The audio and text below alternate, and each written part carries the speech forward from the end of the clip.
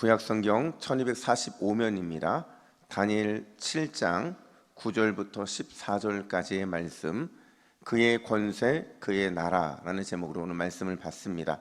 우리 9절부터 14절까지 우리 한 절씩 함께 교독합니다. 내가 보니 왕자가 놓이고 옛적부터 항상 계시니가 좌정하셨는데 그의 옷은 희기가 눈 같고 그의 머리털은 깨끗한 양의 털 같고 그의 보좌는 불꽃이요 그의 바퀴는 타오르는 불이며 불이 강처럼 흘러 그의 앞에서 나오며 그를 섬기는 자는 천천히요 그 앞에서 모셔 선 자는 만만이며 심판을 베푸는데 책들이 펴 놓였더라. 그때에 내가 작은 뿔이 말하는 큰 목소리로 말미암아 주목하여 보는 사이에 짐승이 죽임을 당하고 그의 시체가 성한 바 되어 타오르는 불에 던져졌으며 그 남은 짐승들은 그의 권세를 빼앗겼으나 그 생명은 보존되어 정한 시기가 이르기를 기다리게 되었더라. 내가 또 밤 환상 중에 보니 인자 같은 이가 하늘 구름을 타고 와서 옛적부터 항상 계신 이에게 나아가 그 앞으로 인도되매 그에게 권세와 영광과 나라를 주고 모든 백성과 나라들과 다른 언어를 말하는 모든 자들이 그를 섬기게 하였으니 그의 권세는 소멸하지 되지 아니하는 영원한 권세요 그의 나라는 멸망하지 아니할 것이니라. 아멘. 할렐루야. 우리 옆에 분들에게 이렇게 인사하겠습니다. 세상의 별이 됩시다. 세상의 별이 됩시다. 한 번 더 인사합니다. 하나님 나라의 별이 됩시다. 하나님 나라의 별이 됩시다. 어떤 분이 저에게 이렇게 물었어요. 목사님, 왜 아침부터 자꾸 사람 얼굴 보고 인사하게 하냐고. 여러분, 아침에 우리의 의식이 깨어지려면 입이 열려야 되고 마음이 열려야 되고, 그렇죠? 그러면 말씀을 받을 때나 예배를 할 때 우리가 조금 더 역동적으로 하나님께 나아갈 수 있는 줄로 믿습니다. 긴 수염을 가진 할아버지가 한 분 계셨어요. 근데 그 할아버지한테 손녀가 하나 있는데, 손녀가 와서는 할아버지한테 이렇게 묻는 겁니다.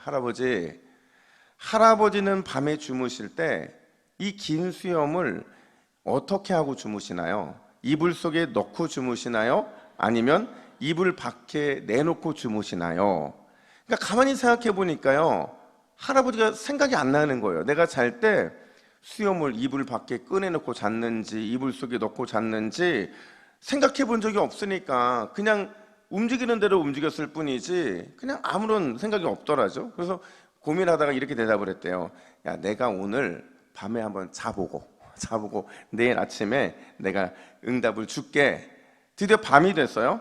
이제 이불을 펴고 딱 누워서 할아버지가 고민을 한 겁니다. 내가 어떻게 잤더라? 그리고는 아마 내가 수염을 이불 속에 넣고 잤을 거야 생각을 하고는 이불 속에 수염을 넣고 잠을 청합니다.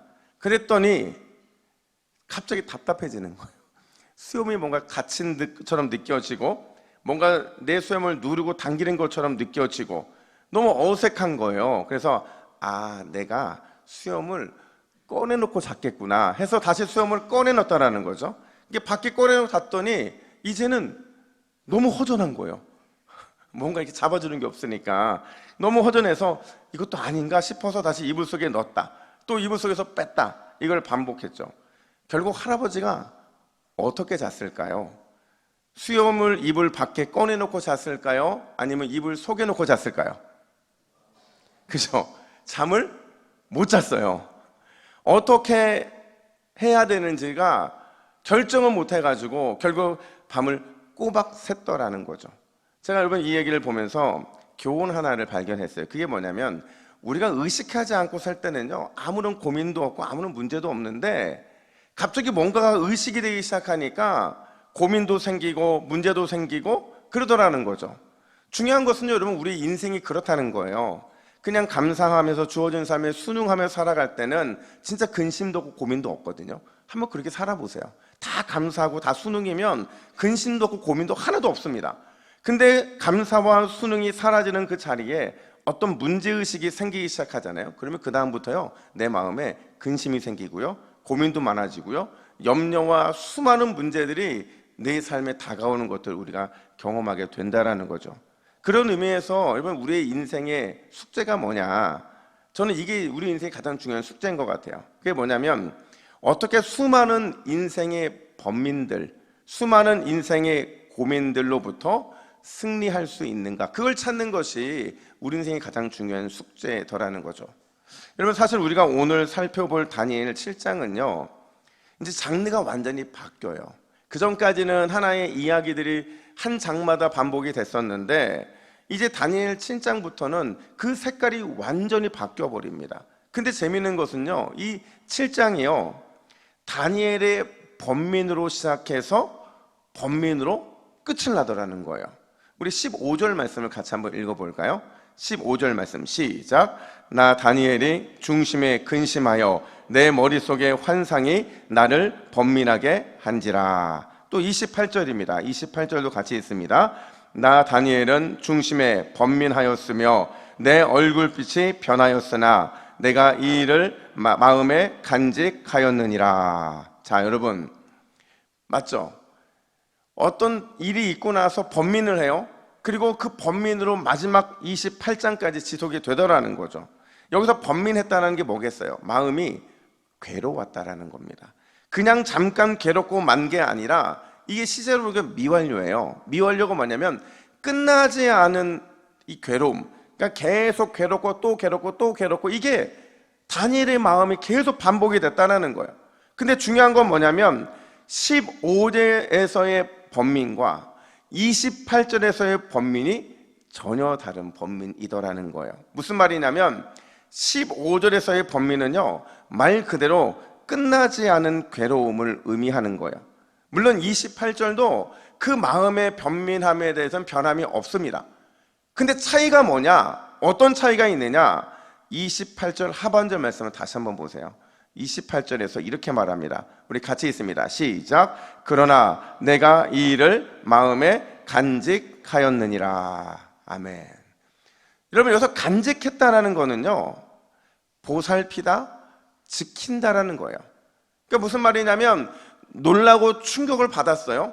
계속해서 충격에서 헤어나오지 못하고 있어요. 그럼에도 불구하고 다니엘은 마음을 지켰다라는 거예요. 그럼에도 불구하고 중심을 잡았다라는 거죠. 여러분, 우리는 살다 보면 이런저런 일들 때문에 마음이 번민스러울 때가 있어요. 답이 없어서 답답하고 해결될 기미가 전혀 보이지 않아서 네 마음이 타들어가는, 터질 것 같은 그런 순간들이 있다라는 거죠. 근데 바로 그때 우리에게 필요한 게 뭐냐? 마음을 지키는 것이고, 답답하고 속이 터져도 마음의 중심을 꽉 붙드는 것, 그게 우리에게 필요하다는 거죠. 근데 문제는 뭔지 아세요? 이걸 누가 몰라요? 마음이 번민스럽고 힘들 때 마음 잘 지키고 마음의 중심을 꽉 붙잡는 거, 이거 누가 모르겠냐는 거죠. 어떻게 내 마음을 지키고 무엇으로 내 중심을 잡느냐, 이 문제가 해결되지 않는데 어떻게 우리가 마음을 지키고 마음의 중심을 꽉 붙들 수 있냐는 거예요. 여러분, 우리가 어떻게 마음을 지킬 수 있을까요? 무엇으로 우리의 중심을 꽉 붙들 수 있을까요? 오늘 본문의 다니엘은요 우리에게 마음을 지키고 중심을 꽉 붙들 수 있는 두 가지의 길이 있다, 이렇게 말을 합니다. 과연 다니엘이 말한 마음 지키는 방법, 그게 뭘까? 첫 번째로요, 우리 하나님은 위로의 하나님이시라는 사실을 기억하면 마음이 잡힌다는 거예요. 한번 따라해 볼까요? 위로의 하나님을 기대합시다. 나한테 위로의 하나님을 기대합시다. 여러분, 아멘이세요? 오늘 본문은요 아주 의미심장하게 시작을 합니다. 어떻게 시작하느냐? 우리 1절 말씀을 보세요. 우리 1절 같이 있습니다. 시작.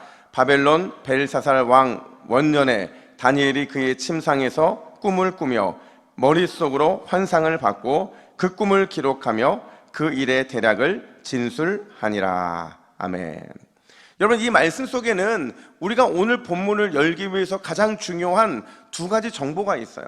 하나는 뭐냐면, 여러분, 다니엘은요 요셉과 같이 꿈이 있는 사람이거든요. 근데 지금까지의 꿈은 대부분 누구의 꿈을 해석하는 사람이었어요?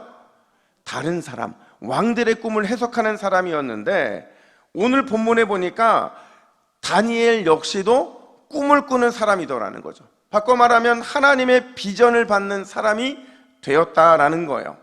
근데 중요한 거는 또 다른 정보가 있는데 다니엘이 꿈을 꾼 시점이 언제냐 하는 거예요. 아까 읽으실 때 노란 글자 보셨죠? 여러분 그때가 언제예요? 예, 바벨론 벨사살 왕 원년에 그때 다니엘이 꿈을 꿨다 이렇게 말을 해요. 그러니까 여러분 생각을 해보세요.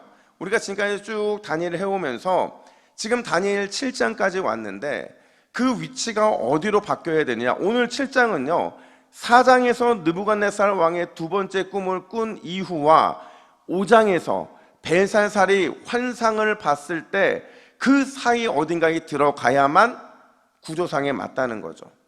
그럼 왜 하나님께서는 이때 다니엘에게 환상을 보여주신 걸까? 아니 왜 다니엘은 지금 그 꿈을 꿔야 되는가? 그게 너무 중요하다는 거죠. 두 가지 이유가 있는데요. 하나는 민족적인 상황 때문에 그래요. 또 하나는 다니엘 개인 때문에 그래요.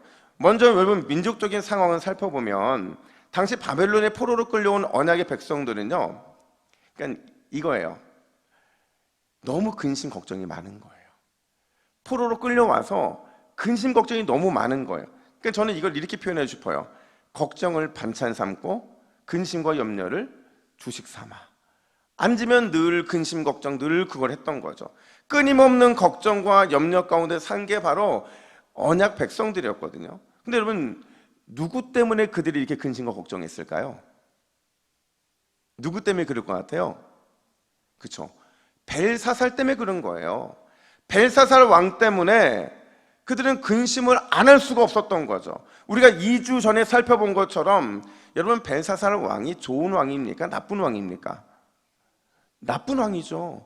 나빠도 엄청 나쁘죠. 사악하죠. 하나님을 멸시했고 심지어 성전의 거룩한 기물들을 가져오게 해서 하나님을 욕보이게 만들고 조롱했던 사악한 왕 그 자체거든요. 근데 문제는요, 그 사악한 왕이 사악한 정치를 펼쳐나가고 있는데 그 어떤 브레이크도 없더라는 거예요. 당시 원래 여러분 바벨론의 왕은요 나보니두스라는 사람이에요. 벨사살 왕의 아버지거든요. 근데 이 아버지가요 자기의 장인이었던 느부갓네살 왕처럼 나도 위대한 정복자가 되겠다고 자꾸 바깥으로 나도는 거예요. 정복 전쟁을 계속 펼쳐나가고 이 나라를 치고 저 나라를 치고 잔인하게 그 정복해 나가는 게 너무 기쁘다 보니까 모든 나라의 내치를 누구한테 맡겼을까요? 아들인 벨사살에게 맡기고 그를 왕으로 세운 거예요. 근데 문제는 뭐냐면 이 아버지가 나가서 정복 전쟁을 제대로 했으면 전혀 상관이 없는데 여러분 그런 거 있잖아요. 손만 대면 다 망가지고 손만 대면 다 망하는 이런 사람들이 있잖아요.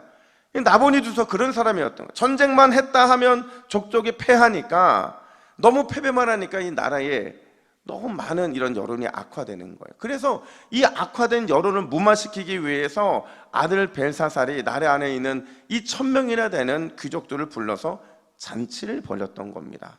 근데 중요한 건요, 이 전체적인 환경과 분위기 이 모든 것들을 언약 백성들이 봤을까요? 못 봤을까요? 당연히 봤죠.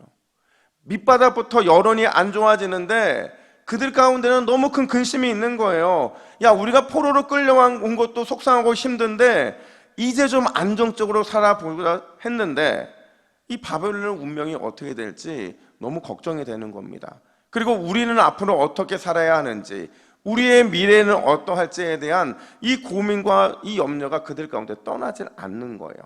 근데 더 중요한 이유가 있어요. 바로 다니엘의 개인적인 이유인데요. 여러분, 다니엘은요 몇 년 전까지만 해도 느부갓네살 왕의 통치하에서 굉장히 잘 나갔어요.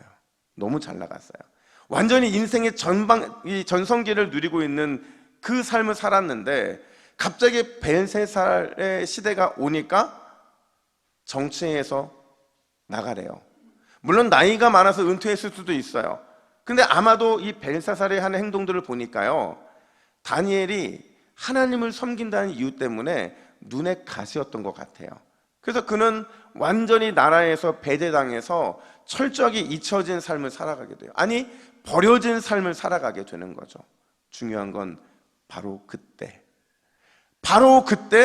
하나님의 환상이 임했다라는 거죠.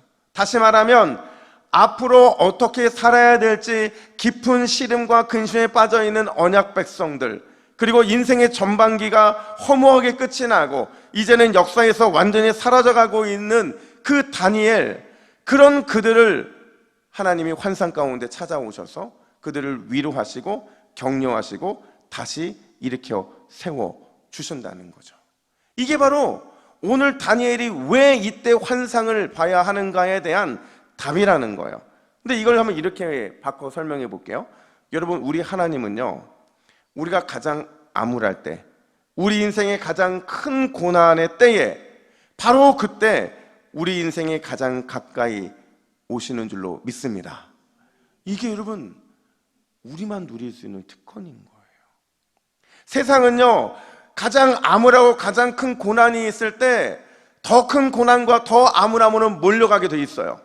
근데 우리 믿음의 사람들은 하나님이 우리 가장 가까이에 그때 와 계시기 때문에 그 속에서 위로를 받고 격려를 받고 다시 일으켜 세움을 받게 되는 줄로 믿습니다. 진짜 그래요. 여러분, 우리와 함께 하시는 하나님, 그분 늘 함께 하시지만요, 우리가 가장 큰 고난을 당하고 있을 때, 가장 힘들고 아파할 때, 내가 해결할 수 없는 문제 때문에 하늘만 바라보고 가슴치고 있을 때, 그때 우리 인생의 가장 가까운 곳에 찾아오시는 분이라는 거죠.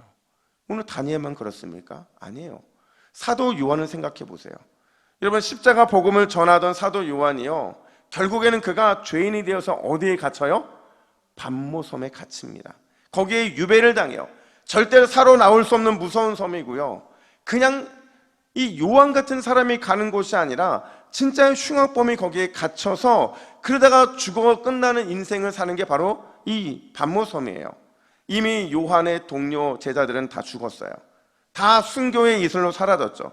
그 누구도 자신을 위해 기도해 줄 동역자도 없고 외롭고 힘겹게 싸우고 있는 게 바로 요한의 모습인데, 그에게 들려오는 소식들이 뭐였냐면 너무 암울한 거예요.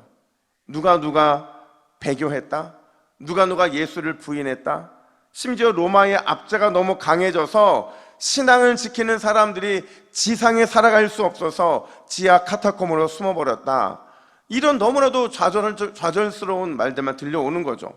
요한의 마음이 어떻겠어요? 이제 교회의 운명은 어떻게 되는 걸까? 이제 나의 운명은 이곳으로 끝나는 걸까? 이런 낙담과 이런 걱정이 그의 마음을 사로잡을 바로 그때에 하나님께서 요한계시록이라고 하는 환상을 그에게 보여주신 거죠. 그리고 이 환상의 결론이 뭐냐? 이 환상의 결론을 우리가 볼 때는 이 악으로 인한 수많은 이 공포스러운 심판이 임하는 것 같지만 그게 아니에요. 요한계시록의 핵심은 심판이 아니라 구원이죠. 하나님 나라 백성들을 향한 구원인데, 이 결론을 이렇게 말합니다. 우리 요한계시록 15장 3절부터 4절 말씀을 화면 보시고 같이 읽습니다. 시작. 주 하나님 곧 전능하신 이시여, 하시는 일이 크고 놀라우시도다. 만국의 왕이시여, 주의 길이 의롭고 참되시도다. 주여, 누가 주의 이름을 두려워하지 아니하며 영어롭게 하지 아니하오리이까? 오직 주만 거룩하시나이다. 아멘. 이 무슨 말이냐면 딱 요약하면 이거예요. 우리 주님이 결국에는 승리하신다는 거예요. 주님이 모든 악을 무너뜨리신다는 거죠. 따라서 주의 몸된 교회는 안전하다. 하나님께서 완벽하게 지켜주실 것이다. 요한의 인생마저도 안전하다. 반드시 그가 회복될 것이고 결국에는 모든 사명 끝까지 잘 감당하게 될 것이다. 그러니 끝까지 견뎌내어 승리하라. 그러니 끝까지 살아내라 라는 메시지를 지금 보내고 계신 거라는 거죠. 사랑하는 여러분, 하나님의 사람들은요, 이 땅의 것들에 실망하고 낭망하는 그런 인생들이 아니라 그 순간에도 하늘을 바라보고 하나님이 주시는 환상을 경험하는 세상의 별과 같은 삶을 우리가 살아야 하는 줄로 믿습니다. 이게 하나님 나라 백성들이 누리는 영광스러운 특권이기 때문에 그래요. 여러분, 어떤 분은 이렇게 질문할 거예요. 아니, 극심한 고난 가운데 있는데, 강력한 절망 가운데 있는데 이게 어떻게 가능합니까? 가능합니다. 왠 줄 아세요? 우리 하나님은요, 위로의 하나님이시기 때문에 그래요. 언제나 위로의 하나님이시기 때문에 고난의 골짜기가 가장 깊을 때, 절망의 산이 가장 높을 때, 그때 우리에게 가장 가까이 찾아오셔서 그런 우리를 위로하시고 결국에는 일으켜 세워주시는 분, 그분이 바로 우리가 믿고 오늘 예배하는 그 하나님이시라는 사실을 기억하시기를 간절히 축복합니다. 여러분, 그런 의미에서요, 오늘 본문 1절은요 바벨론 왕 벨사살 원년에 라는 이 말은요 그냥 역사를 말해주는 게 아니에요. 뭘 말해주느냐? 우리 인생 가장 고난의 때를 말하고 있는 거죠. 그 가장 고난의 때에 여기까지 우리를 도우시고 인도하신 에베네셀의 하나님이 계신다라는 의미이고, 우리를 혼자 두지 않으시고 언제나 동행해 주시는 임마누엘의 하나님을 믿으라는 권면이시고, 또 모든 걸 아시고 다 예배해 주시는 여호와 이레의 하나님을 소망하라는 그 간절한 강력한 외침이 바로 이 말씀 속에 들어져 있는 거예요.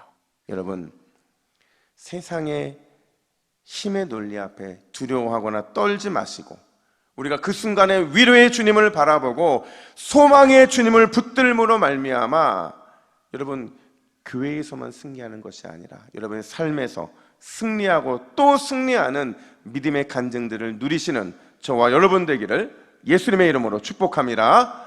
뿐만 아니라 두 번째로 오늘 본문은요 궁극적으로 더 이걸 강하게 말하는 것 같아요. 뭐냐면 우리는요 위대한 그의 나라, 그의 권세를 힘입고 사는 은혜의 백성들이라는 거예요. 한번 이렇게 따라해 볼까요? 나에게는 주의 나라, 주의 권세가 있습니다. 한 11분이 안 하셨어요. 다시. 나에게는 주의 나라, 주의 권세가 있습니다. 여러분 믿으세요? 여러분에게는 하나님의 나라, 하나님의 권세가 언제나 따라다니고 있는 줄로 믿습니다. 다니엘도 그걸 알았어요. 그래서 다니엘은 이 환상을 마주할 때에 그 마음을 놓치지 않는데 처음에는 그것 때문에 좀 무서웠던 것 같아요. 이 환상이 자신의 꿈에서 아직 이루어지지 않은 환상이다 보니까 너무 두려웠는데 그 환상이 뭐냐? 우리 3절 말씀을 보세요. 3절 말씀. 우리 3절 말씀 같이 있습니다. 3절 말씀 없나요? 있죠? 같이 있습니다. 시작. 큰 짐승 넷이 바다에서 나왔는데 그 모양이 각각 다르더라. 자, 여러분 성경에서요 바다에서 나오면 좋은 거예요, 나쁜 거예요? 예, 바다는 나쁜 겁니다. 성경에서 바다는요 혼돈이고 어둠이고 세상이에요. 따라서 바다에서 짐승 넷이 나왔다는 거는요 하나님 나라 백성들을 괴롭히고 대적하는 어둠의 세력이 강력한 세력이 등장을 했다는 것을 보여주고 있는 거예요. 그래서 봤더니 내 짐승의 모양이 어떠냐? 4절을 보세요. 사자 모습에 독수리 날개를 하고 있대요. 또 5절에 보니까 갈빗대 3개를 물고 있는 곰 모양의 짐승도 있더래요. 그리고 6절에 보니까 4개의 머리를 가진 표범 모양의 짐승도 등장을 합니다. 근데요 문제는 넷째 짐승이에요. 첫 번째, 두 번째, 세 번째는 우리 세상에서 다 볼 수 있는 짐승들이었어요.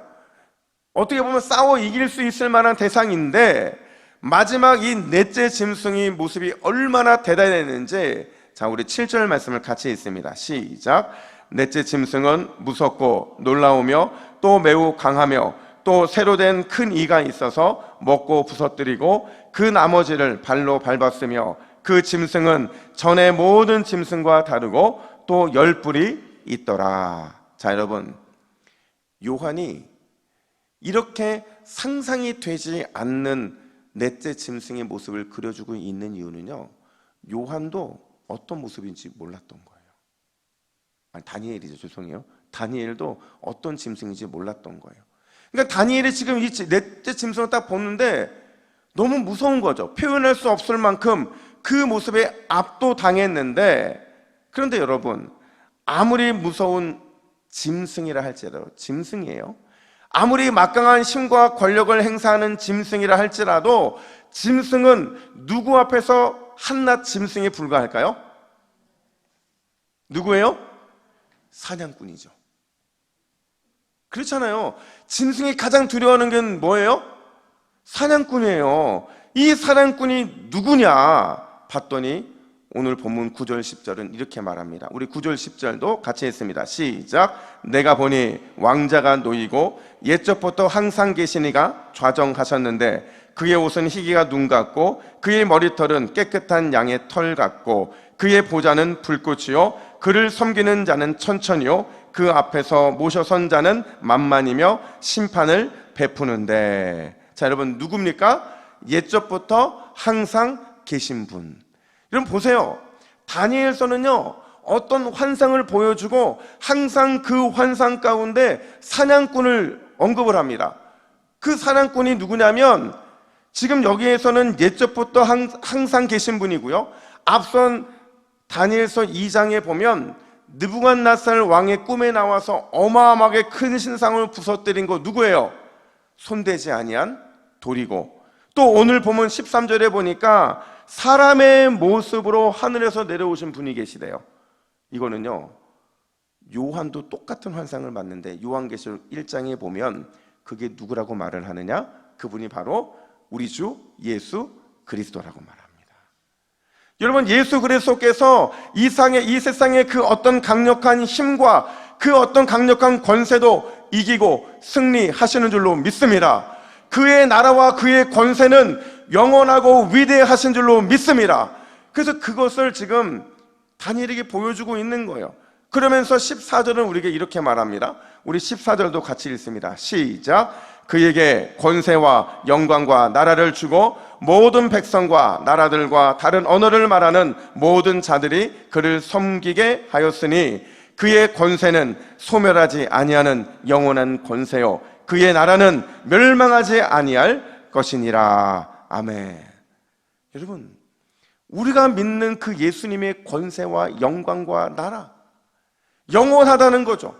멸망하지 않은 거죠. 그 위대한 권세가 우리가 믿는 주님께 있다는 거죠.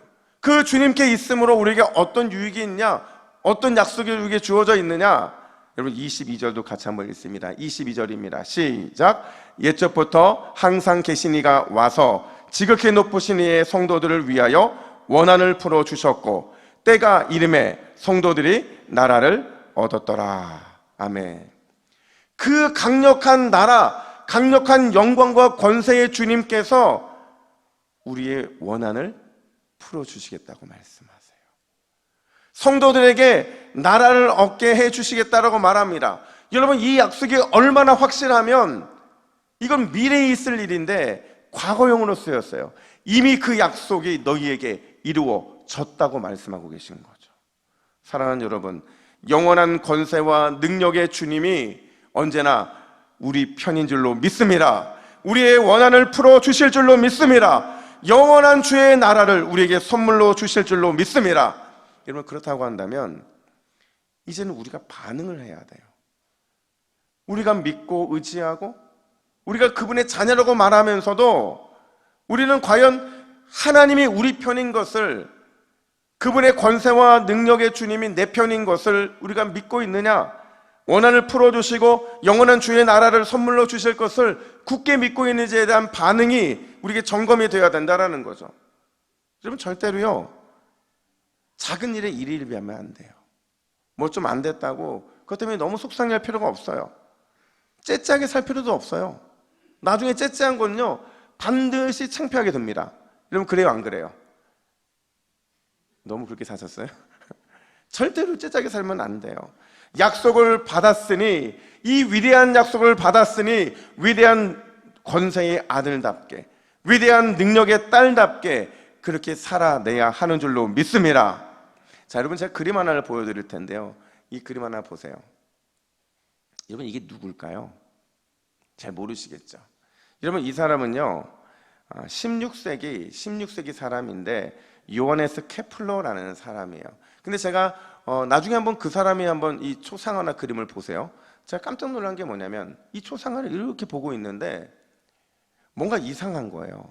뭐가 이상하냐면 이 케플러의 눈빛이 흐립니다.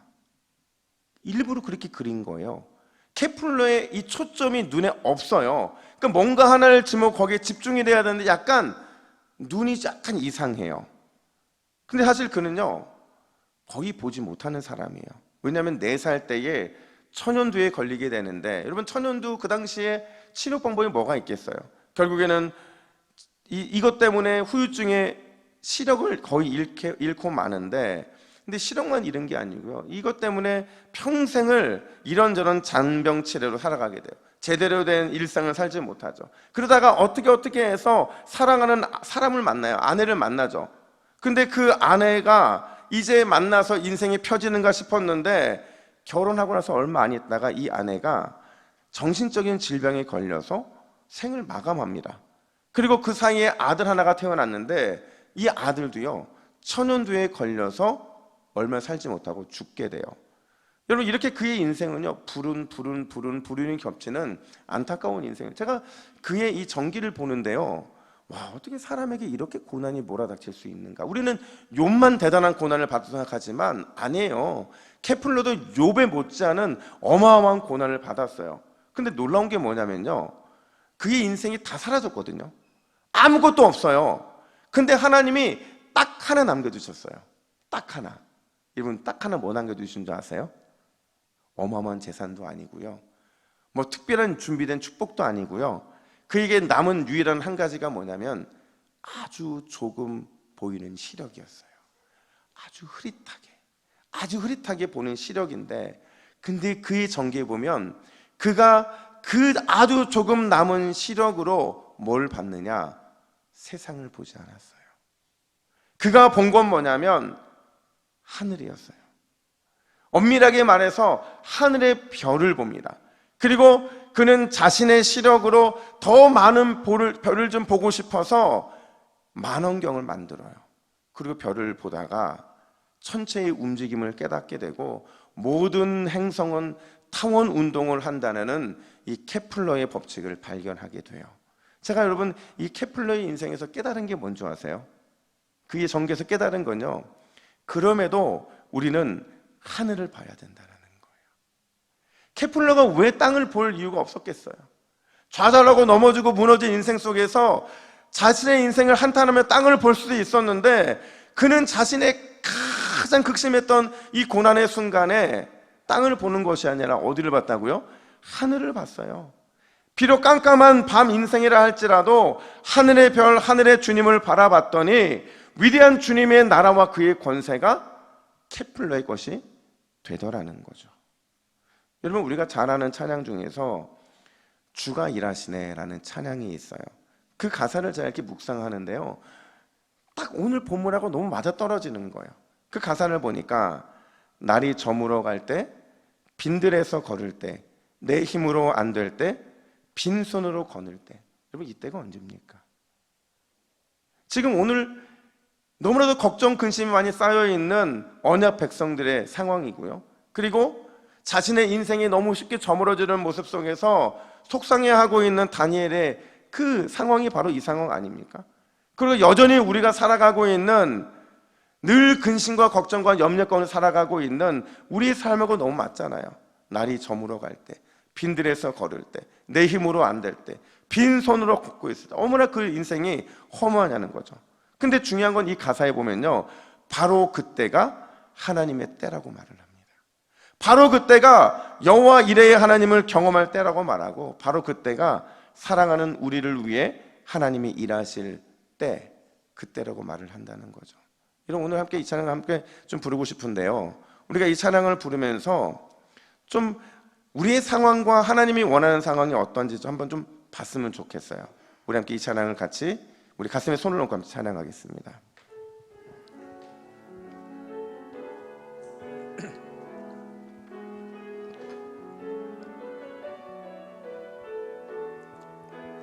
날이 저물어 갈 때, 날이 저물어 갈 때, 빈들에서 걸을 때, 그때가 하나님의 때.